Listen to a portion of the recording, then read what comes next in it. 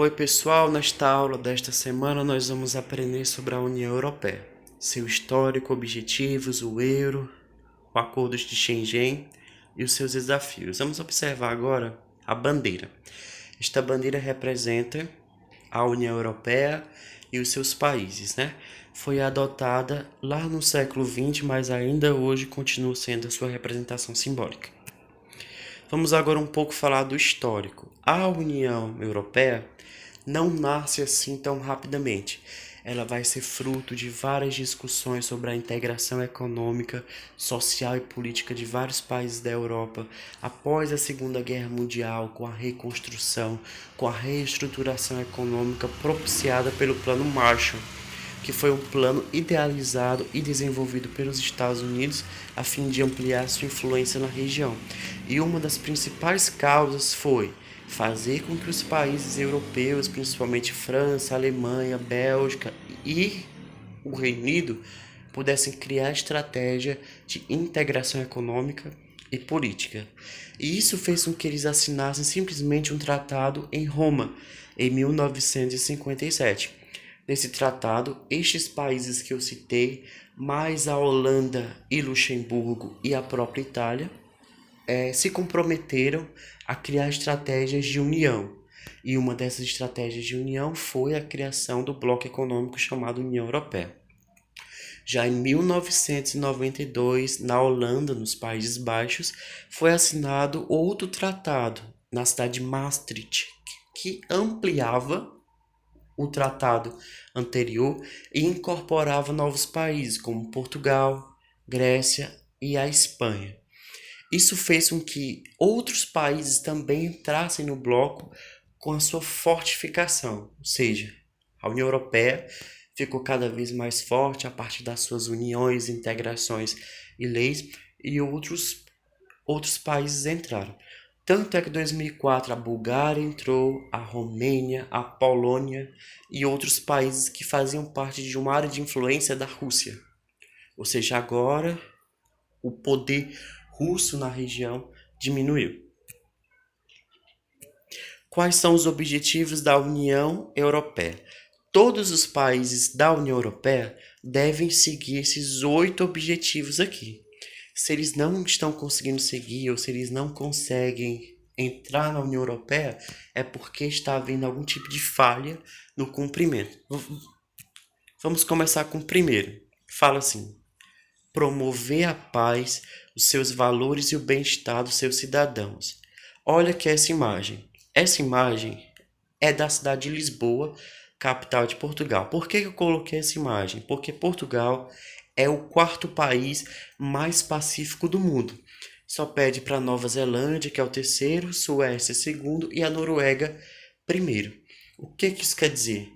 Que aquele país, para adentrar na União Europeia, teve que seguir um dos objetivos que era não estar em situação de guerra interna nem de guerra externa.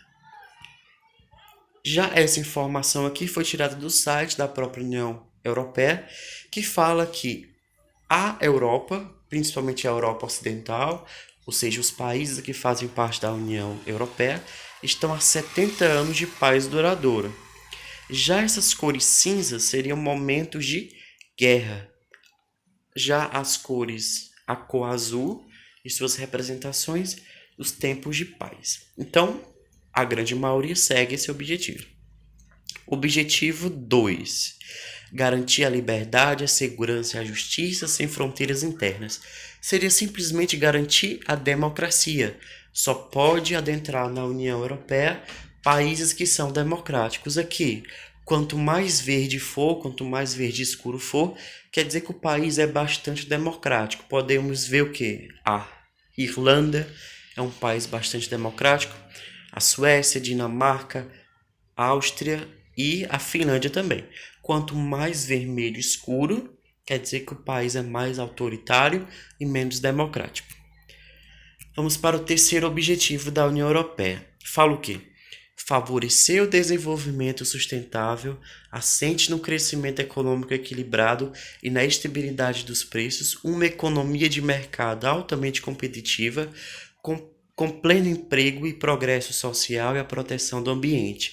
Olha essa parte final, pleno emprego. Dentre essas características, eu trouxe este mapa que fala o quê? Taxa de desemprego na Europa em 2019.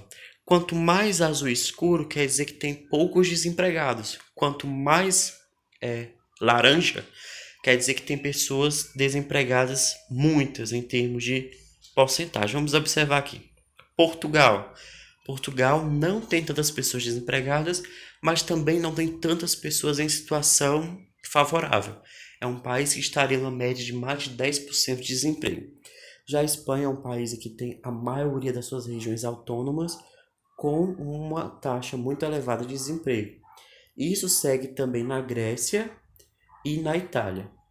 Já na Alemanha, Áustria, Polônia e Reino Unido, vemos que é totalmente o contrário, que tem muitas pessoas em situação de emprego, que o desemprego não é tão elevado. Isto quer dizer que este objetivo não está sendo assegurado por todos os países, já que os níveis diferentes de desenvolvimento influenciam na criação de empregos. Os quarto e quinto objetivos falam que o quarto, lutar contra a exclusão social, a discriminação, e o quinto, promover o progresso científico e tecnológico. Se eu compreendo a Europa em conjunto, os países da União Europeia são os mais ricos, são os mais avançados, são os mais elevados em termos de índice de desenvolvimento humano e também de renda. Só que dentro deles há desigualdades. Por exemplo, este mapa aqui é o mapa da renda per capita nos países. Por exemplo, se eu pegar a Polônia, tem uma renda per capita muito inferior ao país que faz fronteira ao lado, que é a Alemanha. Mas as duas fazem parte da União Europeia. As duas têm níveis de desenvolvimento muito diferentes. E isso seria uma das explicações. Já o quinto objetivo seria promover o desenvolvimento científico e tecnológico. Porém, aqui na imagem nós vemos que tem países dentro da União Europeia que têm um amplo desenvolvimento tecnológico, como a Suécia, a Finlândia, a Alemanha, e tem países como a Romênia e Bulgária que não têm esse amplo desenvolvimento. Ou seja, as desigualdades sociais, as desigualdades históricas também são desigualdades tecnológicas e econômicas. Já os sextos e sétimos objetivos falam o seguinte: reforçar a coesão econômica, social e territorial e a solidariedade entre os países da União Europeia. E o sétimo, respeitar a grande diversidade cultural e linguística da União Europeia. Aqui nessa imagem nós vemos o que? As várias línguas nos países. É possível perceber, portanto, que apesar da Europa ser um continente territorialmente pequeno, tem muita diversidade cultural, muita diversidade linguística que deve ser preservada e respeitada conforme este objetivo. Já o oitavo objetivo, que eu dividi por ele ser super importante, também vou explicar daqui a pouco, é estabelecer uma união econômica e monetária cuja moeda é o euro. Aqui seriam as representações do euro, as cédulas de 5, 10, 20, 50 e 100 e o símbolo geral do euro. Pronto, agora nós vamos saber como que o euro surgiu. O euro foi adotado por alguns países do bloco em 1999, principalmente a França e a Alemanha. Depois, a grande maioria adotou o euro porque viu que os seus resultados foram positivos. Quais países? Espanha, Portugal, Itália, Áustria, os Países Baixos e a Irlanda. Esses países que adotaram o euro são chamados países da zona do euro. Vamos observar aqui. Esses países em azul claro, eles adotaram o euro como moeda própria. Como qual? O Chipre, Grécia, Itália, França, Espanha, Portugal, Países Baixos, Luxemburgo, Bélgica, dentre outros. Já os países em vermelho são países que fazem parte da União Europeia, mas que por diversos motivos não adotaram. Já os países em verde escuro, que no caso é só a Dinamarca, eles escolheram não usar o euro porque a moeda deles era mais forte. Já no caso da Bulgária e da Croácia, que estão em verde mais claro, eles não usam o euro porque eles não conseguiram entrar dentro daqueles objetivos de estabilidade econômica. Mas no caso, a Croácia conseguiu em 2009, só que a Bulgária não conseguiu. Bom, qual a importância do euro? Diminuir simplesmente o câmbio monetário entre as moedas. 2. O uso de uma moeda forte perante o dólar dos Estados Unidos. E 3. Manter e propiciar uma maior integração econômica. Por exemplo, se eu sou um comerciante da Itália, quero vender, por exemplo, um livro para um francês. Antes do euro, eu podia fazer isso. Como? Eu vendia em lira italiana e ele comprava em franco francês. Só que a lira valia muito menos do que o franco. O que isso quer dizer? Que se eu morava na França, para mim era muito mais vantajoso comprar da Itália. Mas se eu morava na Itália, era muito ruim comprar um produto da França porque o valor era muito alto. Com o euro, isso não foi mais possível. Por quê? Se o meu livro, que vale 20 euros, for vendido para a França, também vai ser vendido a 20 euros para Portugal. Isso quer dizer que não vai ter tanta burocracia para poder trocar de moeda entre países. Vai ser muito mais fácil as trocas comerciais, as vendas e as compras. Isso foi uma das principais coisas importantes para o euro, que ampliou as trocas entre os países.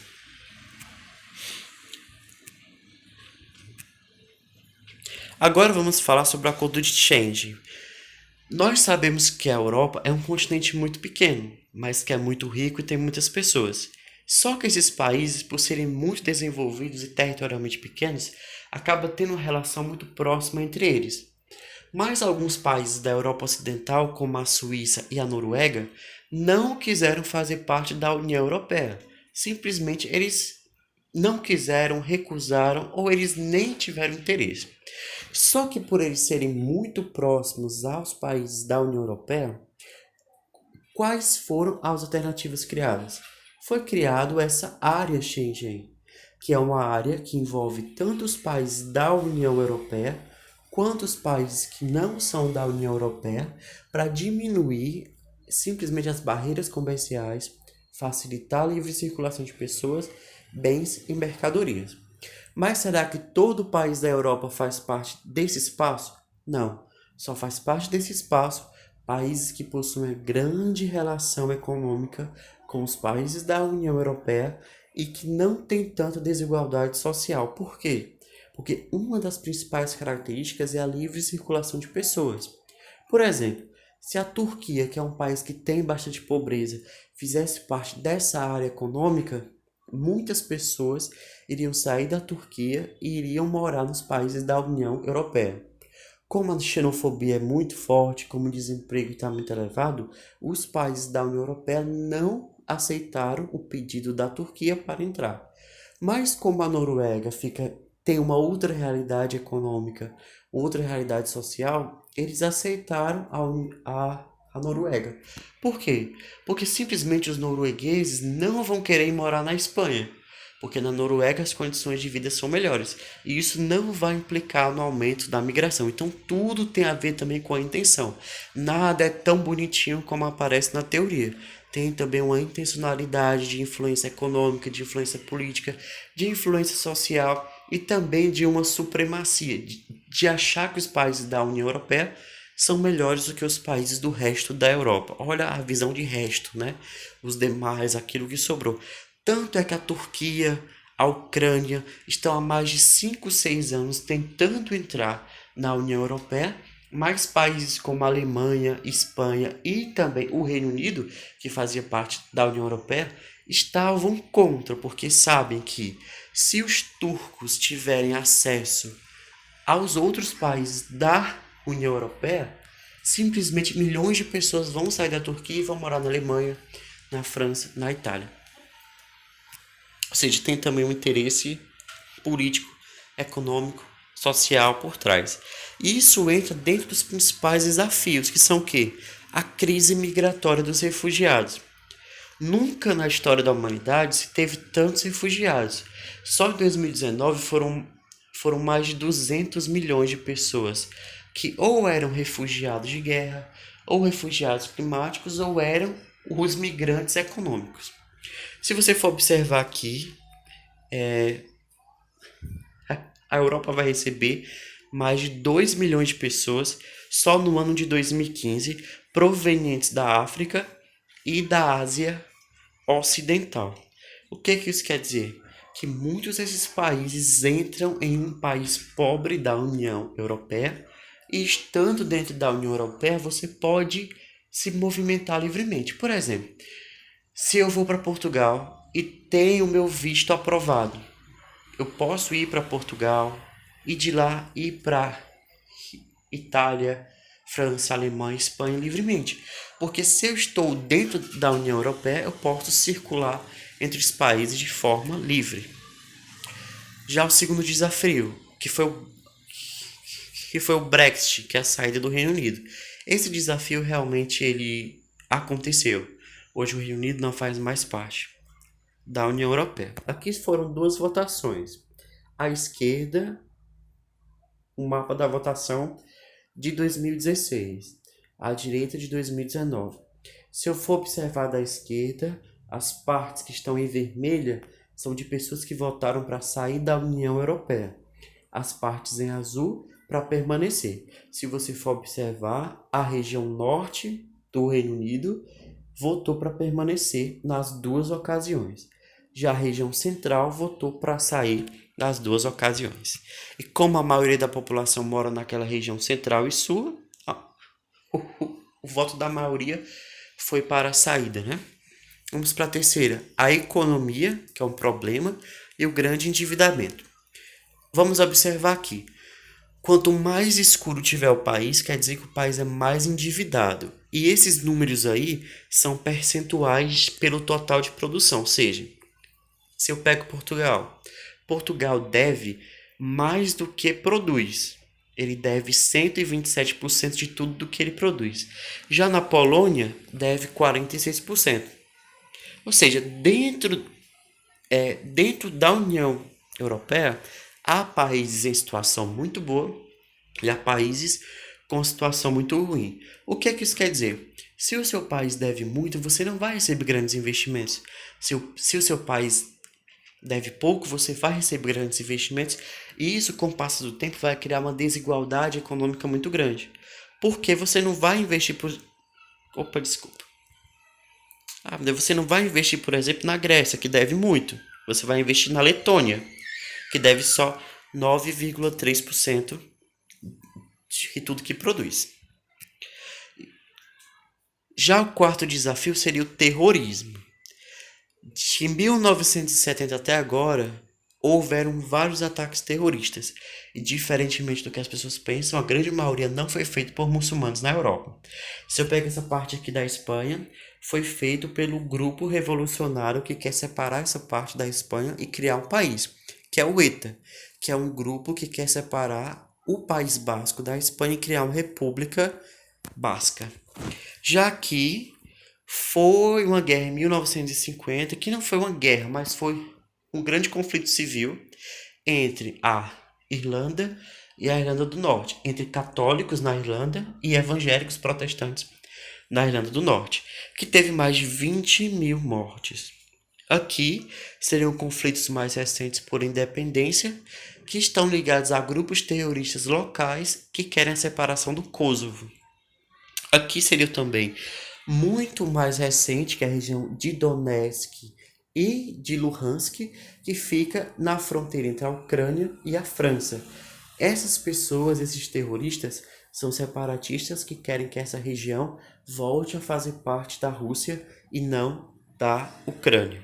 Já aqui no sudeste da Rússia, na região do Cáucaso, onde existem várias repúblicas autônomas, é a região da Chechênia, que é uma região de maioria muçulmana, que eles querem a separação em relação à Rússia, mas que eles sofrem muita repressão pelo governo russo e usam de várias artimanhas e por meio da violência, né? Então, hoje nós podemos dizer que o terrorismo ele não é praticado apenas simplesmente pelos grupos muçulmanos terroristas. Não, a minoria. A maioria são grupos internos dos próprios países europeus. Esses são os desafios, essas são as características, esses são os históricos. Espero que vocês tenham entendido. Qualquer dúvida, falem comigo aqui mesmo, ou também pelas redes sociais, né?